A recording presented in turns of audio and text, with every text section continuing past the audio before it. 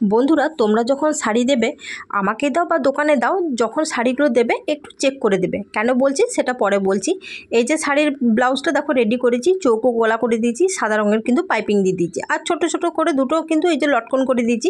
আর হাতাটা পুরো গ্লাস হাতা হয়নি, মানে মিডিয়াম হাতা হয়েছে। কাস্টমারকে আমি বলেইছিলাম যে পুরো গ্লাস হাতা হবে না, তো কাস্টমার বলেছিল যে যেমন হবে তেমনি করে দেবে।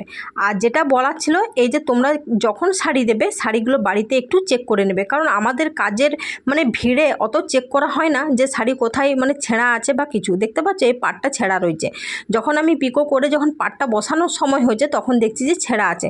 তখন কি করব, কাস্টমারকে বলি, কাস্টমার বললো তুমি কোনো উপায় বের করে এটাকে করে দাও। আর এই যে দেখতে পাচ্ছ এটা সোজা উল্টো বলে কিন্তু কিছু নেই। তখন কি করলাম, পাটটাকে ঘুরিয়ে পরে আমি কিন্তু মানে বসিয়ে দিয়েছি। আর যদি না বসাতাম মানে ছেঁড়াটা না সামনেখানেই পড়ে যাচ্ছিলো।